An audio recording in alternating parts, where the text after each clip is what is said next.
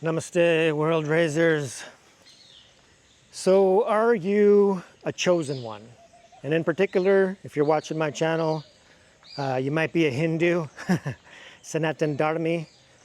And is there even a concept of chosen ones within Sanatan Dharma?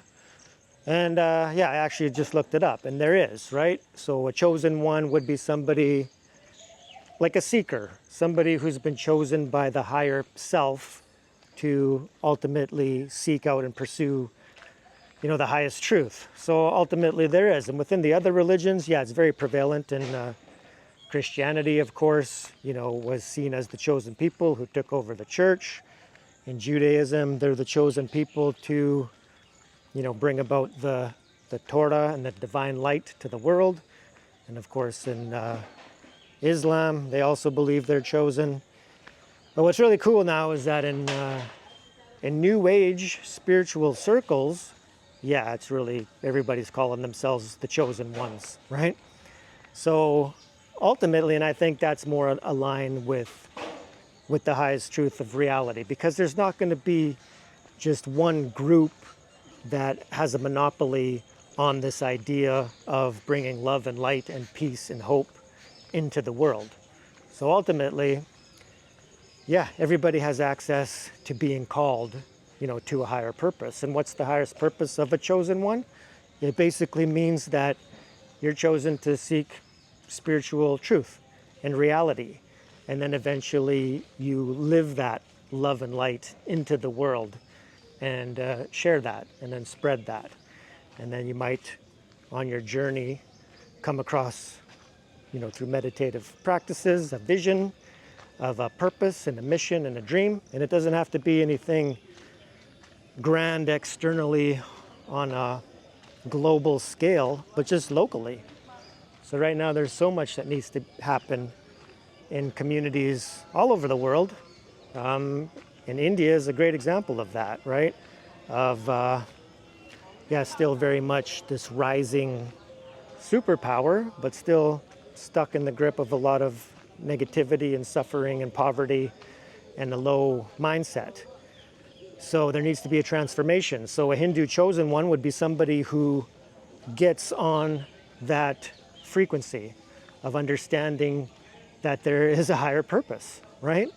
And there could be, and you could be called to doing that. And it's so important at this time for anybody feeling that calling to answer the call, to really practice and get in touch with it, to visualize it, to dream it, to manifest it, and then to become fearless. And you become fearless through the practices of the teachings, to understand that, in reality, there is only God. There's only one infinite field of consciousness manifesting as all things, and we are all part of it.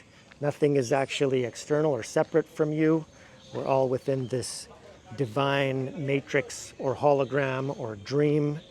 And it's up to us to usher in a higher frequency or vibration into the world. And anybody can tap into that. Nobody knows who's going to be called for a higher purpose. So you can't say that it's just this way or this religion or that religion.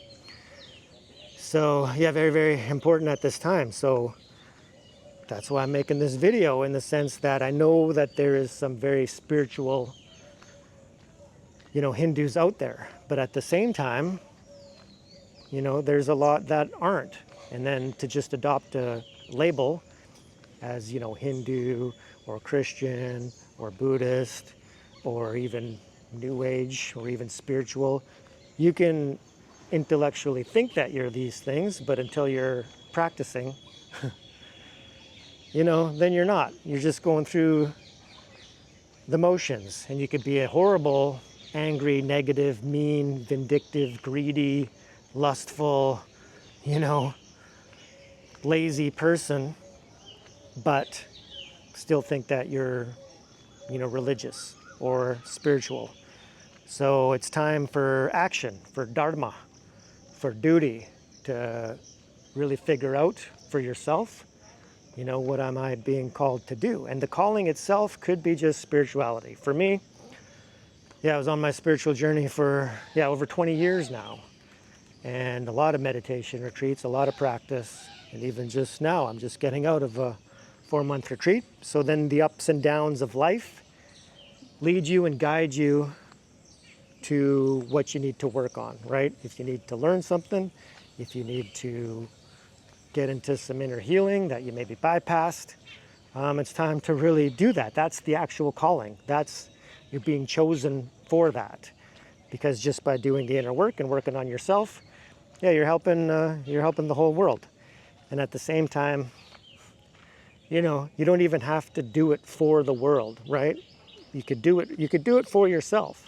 But at the same time, understand that by healing yourself, evolving your consciousness into the higher levels, it helps the field, right? So ultimately, our mind is one with the infinite field of consciousness. This is all a collective dream. So the world is perfect the way that it is, but it's a manifestation of our collective level of consciousness and frequency. So to be a Hindu chosen one means that you're working on yourself and you're seeking the moksha, the liberation, the higher levels, or maybe even just the bhakti and the devotion and the unconditional love and surrender to God, or you're a karmi yoga or a karma yogi, where you're seeking to benefit others in service, in action. Or you're a Raja yogi, where you're meditative and you're seeking to still the mind and transcend the delusions and the negativities within the mind, thus awakening the higher levels that way. So if you're on the path, then you very well might be a chosen one. And it's a cool term, but ultimately we're choosing ourself. It's our higher self, our higher mind, God, the infinite field that is choosing us, but at the same time, we got to be a part of that. So you're chosen if you're choosing to be that, to be chosen, to be on the path, to be spiritual. To be spiritual in a materialistic world, yeah, it's the greatest adventure. So it's not always going to be easy, but needs to be undertaken. So thank you so much. Let me know what you guys think. Do you agree? What's your experience? Are you on the path? Are you on the journey? Are you seeking to raise yourself? Yeah, let me know. And we'll see you on the next one. Peace.